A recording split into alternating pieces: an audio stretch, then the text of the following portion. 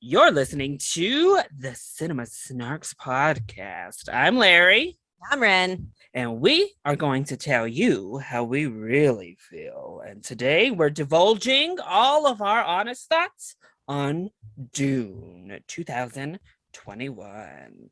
So, Dune obviously is based off of the famous novel and is the second film iteration of its kind, though there have been miniseries and television projects that have attempted the dense source material previously. But it follows the story of Paul Atreides, a brilliant and gifted young man born into a great dynasty beyond his understanding. And he must travel to the most dangerous planet in the universe to ensure the future of his family and his people. So, Ren, have seen the David Lynch film? That's correct. I have. And have you seen the miniseries? I have not seen the miniseries, but I have read the books. And you've read, yeah, you said you've read like the first 4 books? Yes. Yeah, I think so.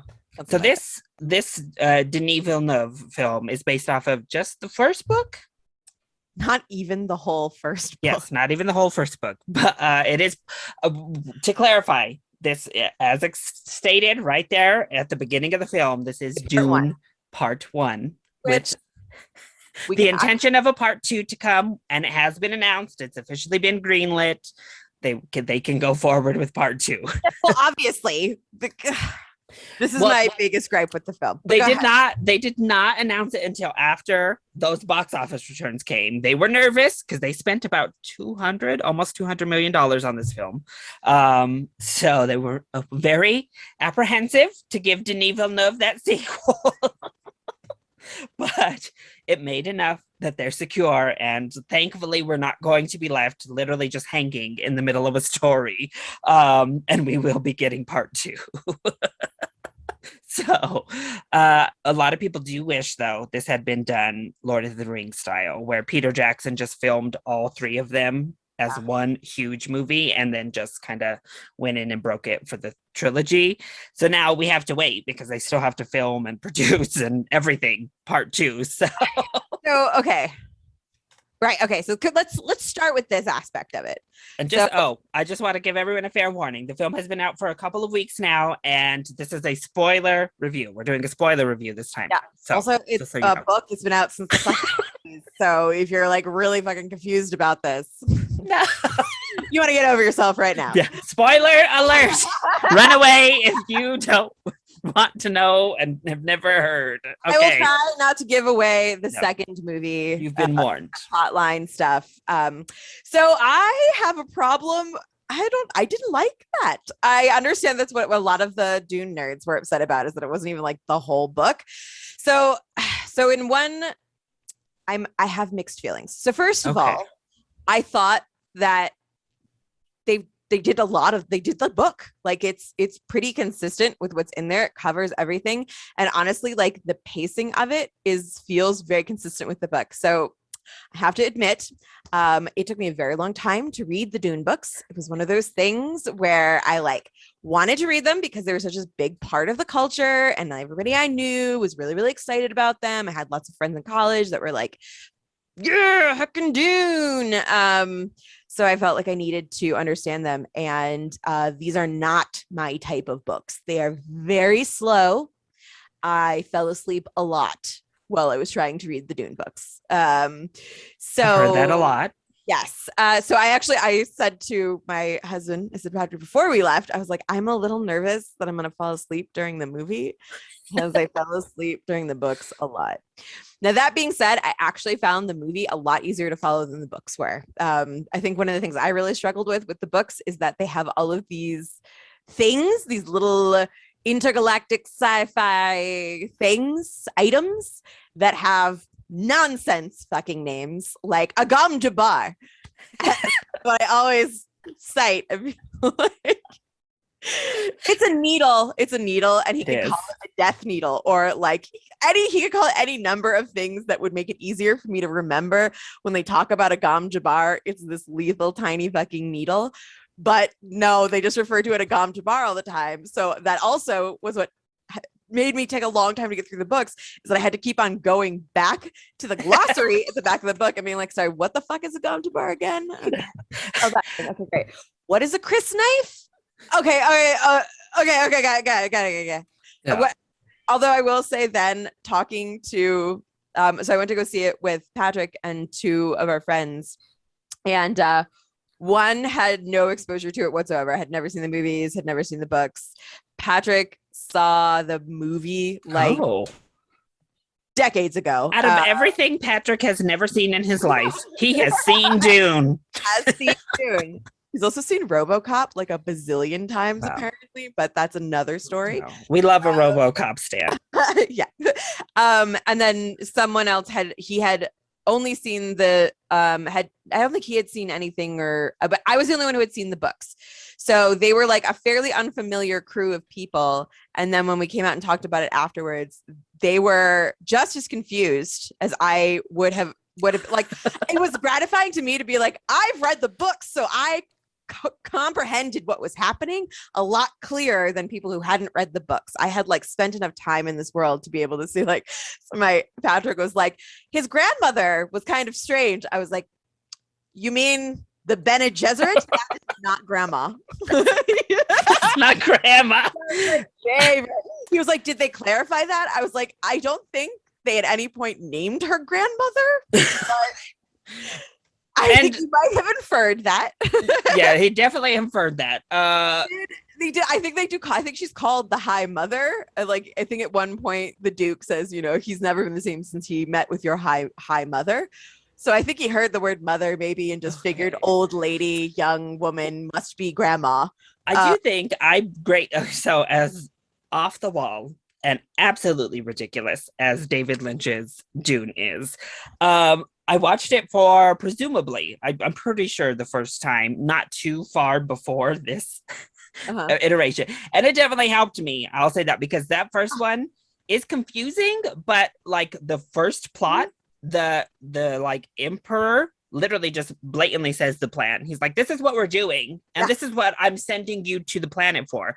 This new film sets it up more as a mystery. Like, you don't really know, you just kind of have a feeling, but you don't know that they're going to attack the Atreides and kill them all. I think the David Lynch version gets a lot of shit. I think it was fine. I think it's a weird fucking book. I think it's a weird, strange world, and you put a weird, strange director in charge, and I don't think it was totally off the rocker. The film, by the way, who like disowns the film. Film. Well, I guess there was a lot of studio interference, and he hates it, so he disavows Dune. I thought it was fine. Can you imagine David Lynch though, if he would have just get free reign on that material? I mean, it's already wild, y'all. I don't think we could handle. It would have been good. The whole thing is, Dune is like, okay, so a part of the reason that nerds love Dune is because it is difficult to understand, and because there's so much symbolism, and there's so much with these prophecies, and this is indicating this, and like it's just a very cerebral, and if you want to break it apart for days and days and days and months and years and years and years, you absolutely can. And that's what they will do, is they will sit and they will break apart Dune forever and ever and ever. And I'm glad that they have that in their lives. I mean, it's a high fantasy nerd thing. It is high fantasy nerd, but again, this is the thing I have to go back to. It's science fiction high fantasy. So like when I do Game of Thrones or even Lord of the Rings, there's like some sort of equivalence for a lot of the stuff. Like a torch is a torch. Right? A sword is a sword. Instead of, I have this tooth. It's called a Chris knife. Yes. A bandworm. Yes. I mean, it's a lot more, but I feel like that's a high fantasy fan trait. Is totally. They like to be able to pick it apart. They love all of that. They love how dense it is. They love that it's not accessible to everyone. They look down on Harry Potters of the world because they're high fantasy. They're not just fantasy fans. You know what, Larry? At the end of the day, it's all the same fucking plot. 100%. It is literally fucking Luke Skywalker, Harry Potter, Paul Atreides. And that's the thing, is fun. This got a bit of blowback for the Chosen One plot, the prophecy plot. But the thing is, this came along before most all of the franchises. We have seen I'm it over sorry. and over. Who is complaining about the plot line that is literally Joseph Campbell's hero's journey repeated for literal centuries, thousands of years? We've been repeating this same storyline, and we're gonna complain now because this book in the 70s is a lot of people were complaining that that it was too Star Warsy, and they there was a lot of people acknowledging the book came before Star Wars, and Star Wars took great inspiration from Dune. This is why people shouldn't be allowed to talk. But they said that's all well and good, but the movie didn't. The movie came much later, so now it feels, in a cinematic sense, redundant to so many other stories, regardless of the book being inspirational. That's all I have to say to that bullshit. That's fucking ridiculous. Stop it. You're ridiculous. This storyline is a fundamental piece of our humanity. It's not even just by culture, right? It's not just the English speaking world that has this exact fundamental same storyline that we all follow. Like, please get over yourselves and do a little bit of fucking research on storytelling before you start spouting off like you know what you're fucking talking about. Oh, I feel like it's the same story again. I'm sorry. What are you, fucking 14, and you've just read the Joseph Campbell essay about this? Christ. Anyways. Yeah, but so Dune, it always is. Yeah, so I will say, yeah, it definitely helped me to watch that first one first. But part of me also wishes I wouldn't have, so that I could have gotten that like nice little surprise. And I actually, so the one thing that the biggest problem with the 84 version, I can handle the campiness. I can handle those like rock'em sock'em box robot shields that are absolutely ridiculous, but also I kind of live for the ridiculousness. Yeah.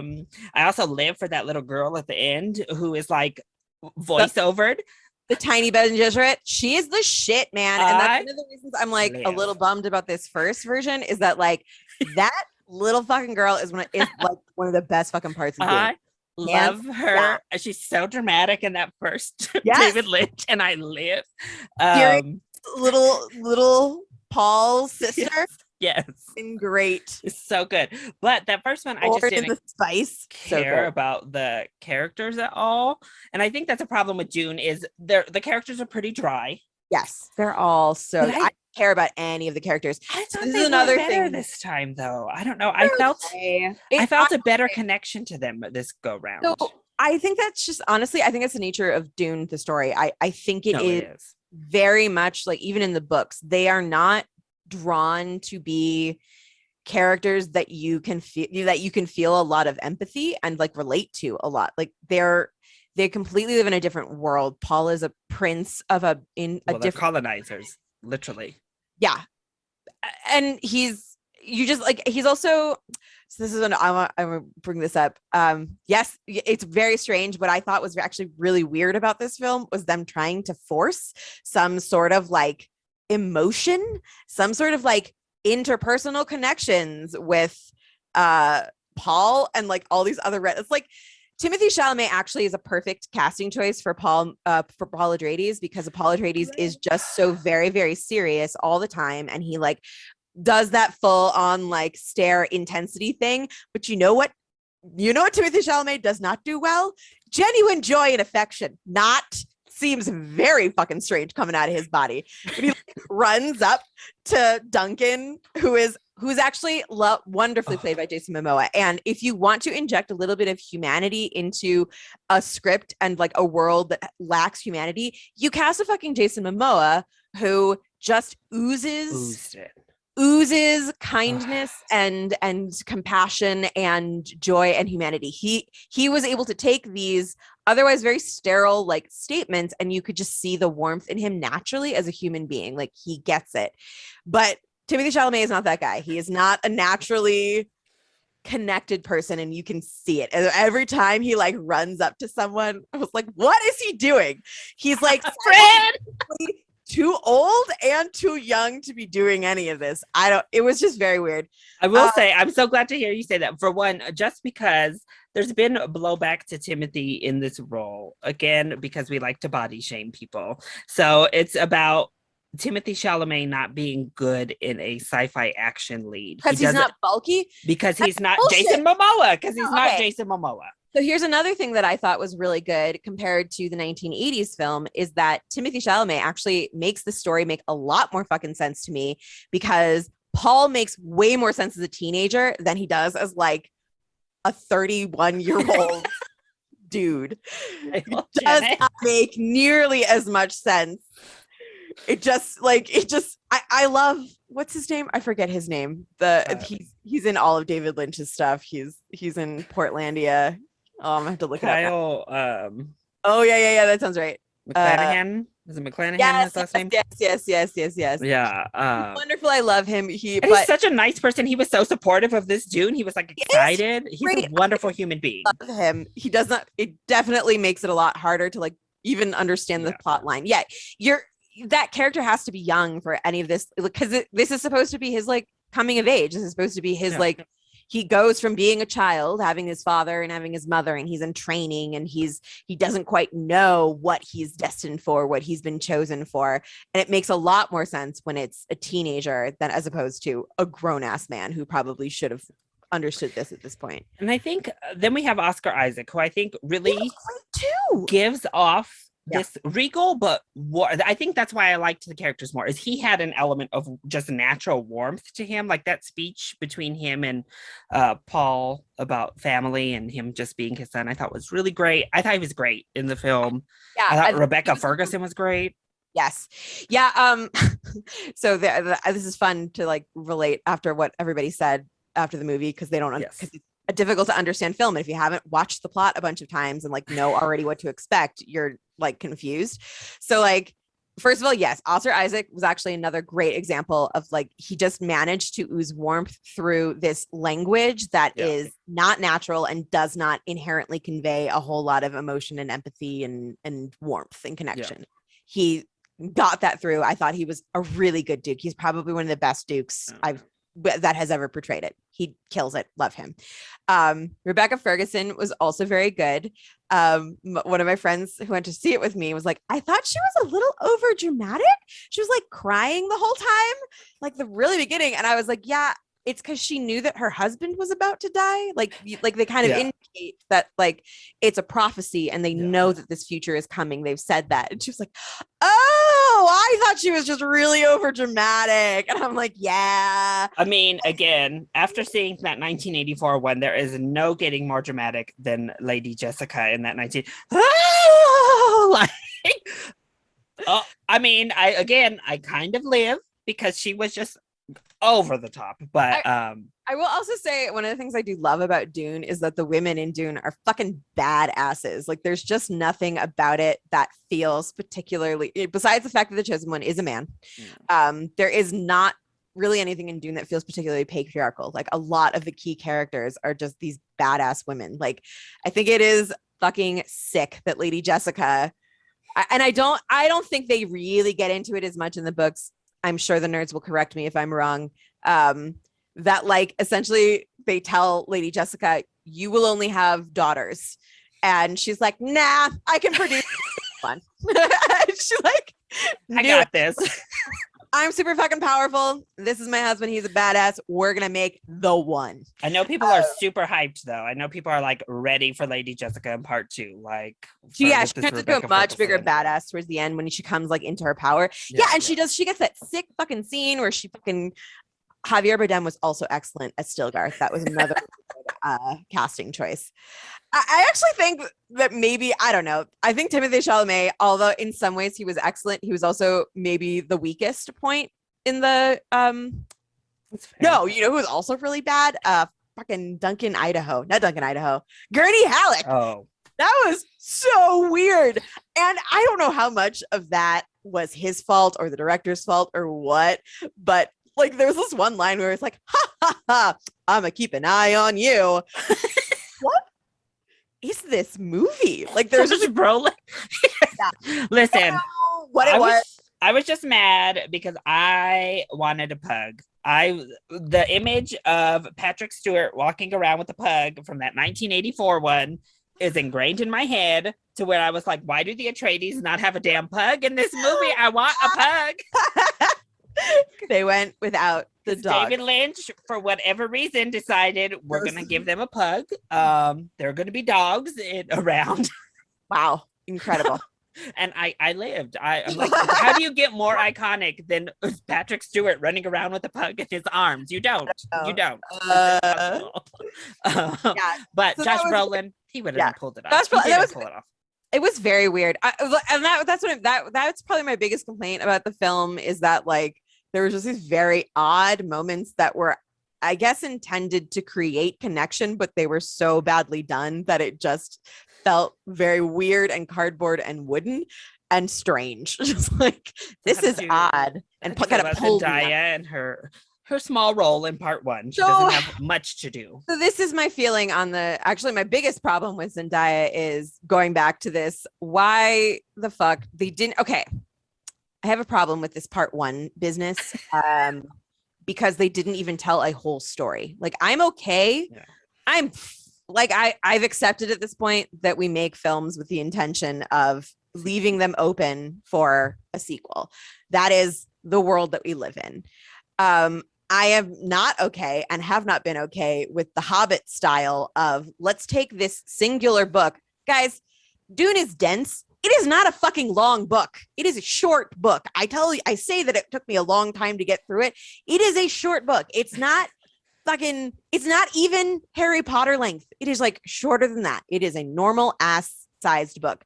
There is no reason that they took 2.5 hours to tell me half of that fucking story. And that's the thing, right? So we want to talk about this like hero's journey. Like, I intrinsically know at my core, you have not finished my story. You literally just stopped at the point where he crosses over. And that is literally just the first half of the film. And I'm not okay with that. I'm not okay with you not finishing at least one whole story. You can leave shit open, but it seems like I'm very big on the storytelling, right? We'll get into this all the time. And I just hate them just handing me something and being like, ha! And then finish and just, we're done. Now you have to come see a second one. Now you have to sit here for another 2.5 hours when we do the second part, which will just be an ending. It won't be a whole film. And that's another thing that fucking sucks is now I'm going to have to watch the ending. That will not be a whole film. It will be the second half of a film. It will not have all of the necessary parts that build up and create. You'll have to wait for the Blu-ray to watch a full 5-hour film. Yeah. And that's the thing. And then the part of me goes, well, then make it a fucking, just do it as a mini series. Like, it makes me understand why they made it as a mini series. It's like, if you want to do the whole series and you want to do all the parts and you want to do all the proper pacing and all the things, and you really want to make it slow and drag, just like the books did, then take the time and do a mini series, but don't tell me half of a story. That being said, I really actually, for a slow film, did not feel terribly bogged down by the pacing. I thought the pacing was fine. I do think they spent way too much fucking time on those fucking future vision flashback things. Like, I don't need to see her 20 times. You do not need. You could cut out a half an hour of that fucking film with Zendaya visions. They hired her. They had to do something. They were like, we can't literally just have you in for 1 minute at the end. We have to do something with you in the movie. Yeah, they can if they're only going to do that one fucking movie. I mean, she's going to be a major player in the second half. She's huge. She's lit. Yes, she is a key piece, and they make that very clear with the repetitive fucking over and over again fucking visions over and over and over and over and over and over and over and over and over and over again.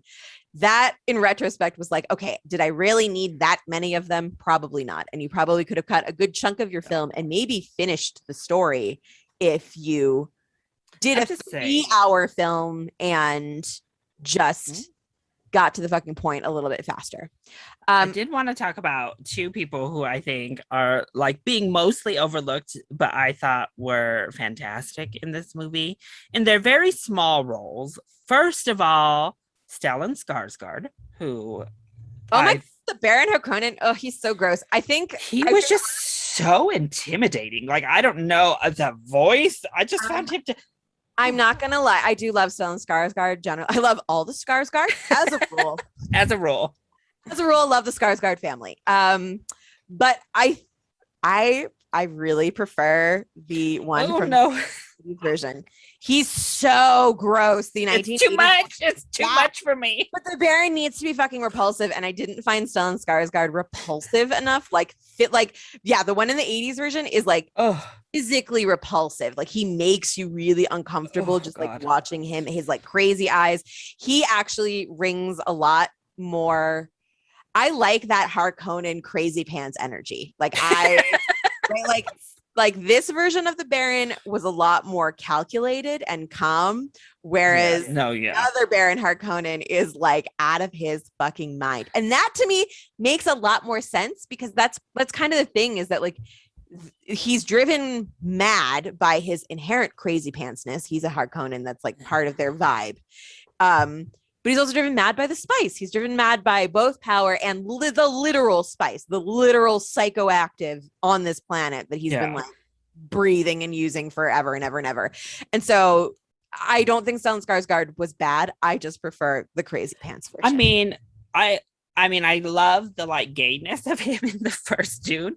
He's like real predatory on all of these like little young men he surrounds himself with in that first movie, including Sting. He is very like, oh, my pet Sting. Yeah. Which I live for. We didn't see him at all in this film. I'm very curious about the Sting character in part 2. Supposed to actually be in it, huh? Because he was so over the top and dramatic. In that first film, Sting out here. But then the other one, and he did not miss his shot. He said he came out of that little thing in his little underwear. He took his fucking shot. But I also loved Charlotte Rampling in her very limited role. She has the Queen Mother, or that's the Bene Gesserit. The Bene Gesserit. Because she is so intimidating, just like this really intimidating presence. She's incredible. I just like that actress a lot. She was in that you should watch this. I highly recommend it to everyone. I'm actually pretty sure everyone who's anybody knows Broadchurch. It's fucking incredible, between David Tennant and Olivia Colman in it. But also she plays a pretty major character in the second season. Okay. She's just generally a really good actress. Every time I see her in something, she's like one of those people who she has a presence. Like as soon as she walks on the set, all attention comes to her because she has that presence. And it also feels like she didn't get quite as much play. Like, it's like Helen Mirren has been around forever, but Charlotte Rampling seems like she's kind of really come into her own as an older woman. But maybe that's just but I maybe wish her role was a slightly bigger, but I was okay with what she got. Like I found her to be, again, that scene with the little thing at his neck, ganja bar at his neck was just like, there's a special name for the box too, and that makes that scene so fucking confusing, trying to like follow it. What is lethal? His hand is in the what is the thing? Also, just for everybody who's listening and may has read the books, in my mind, the ganja bar was like a syringe needle, and then in the movie, it was like this little silver thing, and that made a hell of a lot more sense. Actually, I'm like, oh yeah, that looks like a scary kind of like weapon, whereas like a needle is like just this loose thing, which I guess is also kind of its own version of scary. But my weak link in the acting cast was actually Dave Bautista. He had a very small role, but like when he was like yelling and screaming, I was like, okay, this is too much. I don't know. A little bit of the crazy guy in there. He kind of did, but it wasn't enough. Like I either need all the way, or I need you to pull out more and be stoic like most of this film is, And he just kind of straddled that weird, like, I don't know. And the other weak link was Josh Brolin. Like, very Gurney also was kind of sidelined in general. He wasn't. Yeah, I was gonna say Gurney Halleck is a fan favorite. Like people who are really into Dune are really big fans of Gurney Halleck. He's like a badass, like warrior. He knows all the shit. He trains Paul to be a fucking sick ass fighter. Although, sorry, I was about to go back to that like fight scene that I thought was pretty well shot and was kind of fun to watch. I don't remember the shields. Oh, I don't know if that's a new thing for this movie? No, they had it in the other one. It was just like those boxes, those weird like boxes that they were inside. Okay. So that is in the books. Great. No, but I thought Jason, yeah, they kind of were like, we're gonna suck all of the coolness out of Gurney and just insert it all into Duncan, Idaho. Yeah, which is weird because Duncan, I don't think is nearly as I don't remember that much about Duncan, Idaho, really. He stole the whole damn movie. Like, everybody came out of Dune and was like, I love Duncan. He was my fave. Like, yeah, and usually Gurney Halleck is the favorite. Like he's, we know he's. But like you said, Jason is just so damn good, and his final battle is awesome. Like, because of course you can count on Jason to do the physical stuff, but he was just so warm and so like, I don't know. You can't not love him in that role. It's impossible. Like, but visually stunning. You saw it in a theater, thank God. That was the right choice, hands down. Just the shots were gorgeous. Like I'm not upset about if you're gonna make me sit for 2.5 hours in your movie that has slow pacing.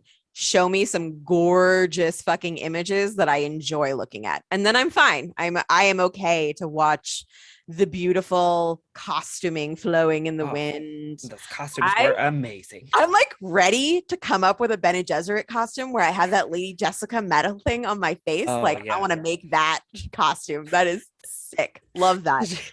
I thought they do a good job of like, I don't know. I think they did a good job of like making things look otherworldly, but still make sense to my brain. Right. Yeah. Like, and that's the key. That's the key for period pieces. That's the key for all of this is make it look fantastical or like it should be accurate to whatever you're watching, but it can't be so far removed from us that we're like, oh, this is ugly. Like, yeah, the costumes are fantastic. The cinematography was great. Like, technically, this is a gorgeous film. I mean, on all technical levels, I even thought the sound design is amazing. Yeah. Oh, yeah. Hans Zimmer. Patrick was very excited about that. This is probably my favorite Hans Zimmer score in a while. I don't know. I just really liked the Middle Eastern, obviously, influence he brought in. But then to bring in like those Scottish bagpipes out of the clear blue, so interesting choice, but I loved it. And that sound rocks you in a movie theater, which you expect from Hans Zimmer. But when you're sitting there, that sound is just like, whoa. Okay, so speaking of Middle Eastern and this whole thing, it is the thing I just do need to point out that feels a little weird. Yes. Is that I'm glad that we decided to put people of color in this film. I am glad it makes sense to me from a like metaphorical, logical standpoint, historical standpoint of like make the Fremen people of color as they have been basically had their entire home abused and ravaged and they've been subjugated for hundreds of years or however long the spice has been discovered. It does feel icky and weird to have the chosen one be a beautiful white prince. That is a problem. It is inherent to the story. It is a little bit of a double-edged sword, right? Like I'm not mad about it. It's just a thing I had to point out that like I'm glad we have people of color. At the same time, there is something ooky and problematic about the white people are the ones who he's literally going to be a white savior, and that somebody already pointed that out in this film already. He's a white savior just in this first half, and then it continues on into the second half. Is it Oscar Isaac a person of color? So he's Guatemalan. Oscar Isaac. So they could have cast like a little brownish, like at least a little mix, a little color in there. Timothy Chalamet is white as paper. He is whiter than Jessica Ferguson even, and she's so let's just be clear. And I mentioned this, I got a lot of flack pushback because of the costuming. So as they're walking out onto Dune, the costumes are very clearly Middle Eastern inspired, and it's a bunch of white women in these Middle Eastern inspired. Their faces are even covered while the men's faces are out.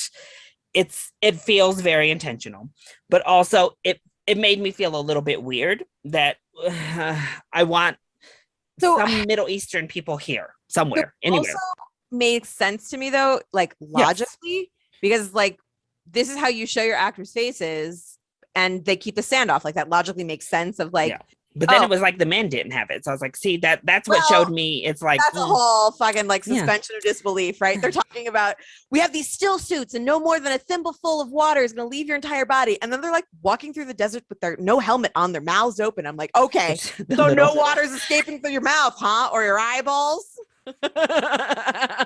Yeah. But it just, I mean, it harkened back again to Middle Eastern customs to be of like being in the sand. The men don't have to wear anything over their face, and the women come out like, you know, fully covered head to toe type of thing. Now, to be fair, that's like written in the Bene Gesserit in the book. Like, yes, it is a part of that whole world. And I heard that the book, you can either disagree or agree with what I heard as I was moving along after I heard that. And I decided to kind of look that it is kind of a chastisement of colonialism. It is. Of the Middle East, obviously with the spice and such. This is an allegory for the Middle East specifically. But so again, it kind of makes sense to have the white people come in being like, look at me. But then we kind of break that down as it's more of a chastisement in the second half. We didn't get much of it in the first, a little bit. Timothy kind of is like, we're kind of doing shitty stuff here. But yeah, so I'm excited for part 2 personally, because I loved part 1. I thought it was stunning. Yeah, I think part 2 will be good. I think I'm just like salty that it wasn't a whole movie. like the little storyteller in me is like, no, that's not a whole story. But like, I still really enjoyed it, and I absolutely enjoy seeing it. And I feel like it is the story is so much easier to follow as a visual medium than it was as a book. So honestly, if you don't ever read the book, I think you can just watch the movies and don't feel bad about that. Did you like the worms? Oh, that was another thing I want to talk about. Like, yeah, I think it's one of those things where it's like, oh, thank God we've gotten to a point in like CGI. If we're gonna remake Dune, thank God we're at a point where the worms make sense. Like the worms from the book are like you just couldn't create that in the 80s versions, right? Like you just didn't have the money or the technology or to properly create these destroyer fucking giant insanely huge they explain them in the book, and like it's hard to even conceptualize how big these things are supposed to be, and they're not nearly big enough at all. They're just kind of these fun like worm things, whatever. But yeah, they're like, yes, I think they did a much better job in this movie of like that mouth coming and swallowing everything up. Like when it flies up in front and they just see its front wall, like that makes sense. That is like, yeah, that is a fucking sandworm. I mentioned it too in my like reaction. I love they have one shot where it moves and it just becomes like a canyon after the worm has gone through the sand concaves where it was. I mean, it's just small stuff like that I just loved. Again, it helped to create scale but realism.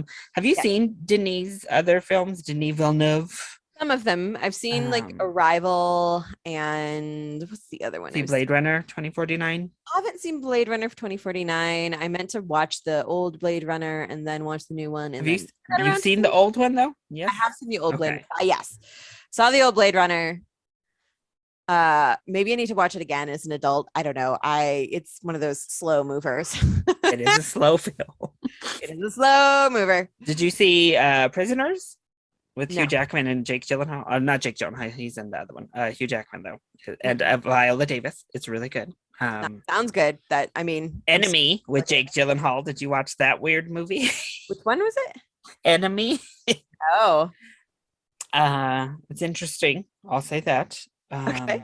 It's not my favorite. Blade Runner 2049 is probably still my favorite of his films. But yeah, so Denis, if he's going to bring you one thing, whether it's Blade Runner 2049 or Arrival or now Dune, it is an immaculate looking, like technical, just perfection. Aesthetic, like the aesthetic is stunning. It's a big sci-fi, like just perfectly made film. So I also felt like this movie, and this is not intended to be a dig or anything aesthetically, and just like generally felt very Game of Thronesy. And this is not to be like a negative thing. I think it is possibly a compliment that they're able to take that specific sort of popular cultural vision of a fantasy world and translate just that right amount, Yeah. balance of realism and fantasy together. They got a lot of, there's a lot of that intrigue and the political Yes. Yeah. that was actually something that Patrick said he wasn't expecting, right? He really expected it to just be this big like space spectacle. And if he had asked me about it, I would have been like, no, Dune is like all fucking political, economic intrigue. That's the problem. People went in, I think, really expecting Star Wars or Lord of the Rings, a big, and it's not. About the politics. And that's why nerds fucking love it. Well, like, because you also about the political implication. Actually, I think, and this is another thing that I love about Dune, is that it's less.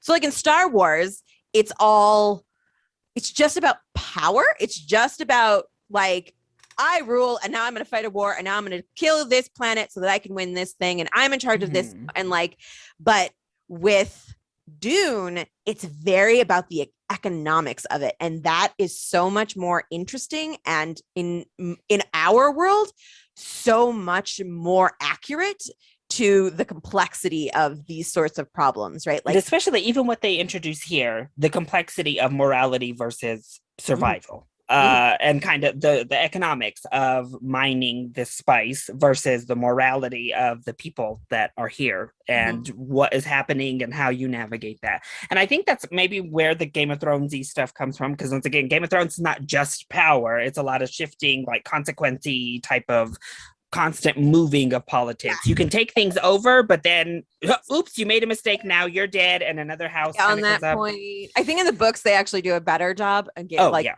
In the books, they do a much better job of like actually talking about the economics of like, oh, well, and of course, this area because they control all of the produce in the entire fucking realm. But, like, and the houses, I think, also add to that. This film does a very House Atreides, House, but whatever, Harkonnen, Emperor, like. It's kind of really bad. The Harkonnens were really well done in terms of their just like scary level. I think they what really stuck with me, and this is not a thing that anybody else remembered, I think they blocked it from their minds, is they have the source of the Harkonnen. The spider thing is fucking weird and I love it. And that little mouse was the cutest thing. So while we're talking animals real quick, spider thing terrifying, mouse adorable. I loved him. Okay, sorry, keep going. No. When they do it's actually not a very long scene, but when all the Harkonnens are like kneeling and they're like getting jazzed up and you see those dead people under that are like upside down and they're draining them, it like it's so visceral and it's such a great, like, that's what this culture is. It like does it just fucking creates, the Harkonnens are evil. They're evil. And like, I usually like a little bit of nuance, but like, you watch that scene immediately makes you go, wow, we understand. And like you said, a lot of people have talked about how exposition heavy the film is by and large, but I think it doesn't exposition for this book. I mean, there's no way around it. Sorry. No, there's no way. Nonsense if you get rid of all of the exposition. You would just be watching the movie like, what the fuck is this? Yeah. But it's the whole core of Dune is the exposition, the political intrigue, the economics of it. No, but I think you just pointed out moments like that. I think the film does a good job of inserting small moments that are just visual. Like, we don't draw any attention to that. We never mention them doing that. We never mention, the Harkonnen ceremony. They just show it while something else is happening so that instantly, visually, you're on board. You know what's happening. You know these people. And I think that's great. Yeah. And I'm sure that they get into it very in depth in Dune. I have like a vague recollection of they're like very clear about exactly what that is. Yeah. And so that I think they also did a very good job of throwing out little shits for the fans, for the ones that are going to be like, yeah. But yeah, I think if you were talking about exposition being bad, we would have had, Duke, the late Leto Atreides, explaining to Paul, this is what the Harkonnens do, and this is why we must fear. Like, that's bad exposition. That's bad exposition. Yeah, I thought. Yeah, this is much more effective and quick. Like, boom. Yeah. Oh shit. Like, I will say, yeah, it ends too abruptly.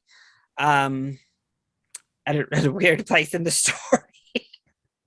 That is definitely a negative for June, but overall, I loved it. I was fully on board with most all of it. There's a lot of stuff that like I'm I know they probably could have cut down and made it into one longer film, and that would have made more sense to me, because then you have like I sorry, I'm just like thinking about, are they then going to try and break up the other books into like 2 or 3 movies? Because like it's a whole, there's a He bunch. wants to do a third one for sure. I He's think already said. the only thing I feel like they should stop. I can't, I'm gonna spoil it. They should stop. Basically, it covers generations worth of the family, and they should probably stop with this generation. Just that, cut that is part two. is Part like two, and let's be done. After, yes, part two. But I mean, you can just keep going if you really want to. You can drive anything into the ground. Hollywood has taught us anything. They will drive it, bam, right into the ground. But would you say this met your expectations, actually exceeded them, or didn't meet what you were hoping for going in? I think it met and lightly exceeded my expectations. Yeah, I think that's good. I would say I thought it. I suspected it would be visually stunning, and it was even more stunning than I thought it would be. And it is a very weird book, and I didn't have really high expectations of like, what are they going to do with this weird ass language and these like odd things. And I think that it was better than I expected it to be. I don't know what I expected, but I thought it was very good. I thought it, I think it is very telling that as a person who's read the book, watching the movie, I was like, oh, this is way easier to understand as a visual medium. So were your confused friends on a more positive confused note, or like, what the hell is this? Like it. They seemed a little confused. Patrick was lately confused, but it was like he was like blissfully ignorant on the whole grandma thing. Like, had I not told him that wasn't grandma, he would have been just fine with grandma being this crazy evil lady that tested him with. I don't think that made any like his confusion bits did not detract from his enjoyment of the film whatsoever. Perfect. So, good. Yeah. glad to hear it. Well, that was our review and discussion for Dune. I hope you all had fun talking all things Dune and a little bit of Denis Villeneuve at large with us. Make sure that you are following us on whatever platform it is you are listening. Go ahead, leave us a review, leave us a rating. It definitely helps us out as we hope to get back on track here and get this podcast moving. Also, make sure you follow us over on Instagram and Twitter. Ren, do you want to let people know where they can find you? Yeah, you can yell at me on Twitter at Ren Manley. You're welcome. I rarely check it. And I'm on Instagram as RannyPoo13. Perfect. And if you are watching this on YouTube, make sure you go ahead and hit that subscribe button for ChillyBoy Productions down below. And you can find me on Twitter and Instagram at ChillyBoyYT or ChillyBoy Productions. We loved getting snarky with you, and we want to hear all of your hot take opinions on Dune, whether it be the 1984 version, this, or both. So make sure you hit us up on those socials. Until next time, we'll see you then. Bye.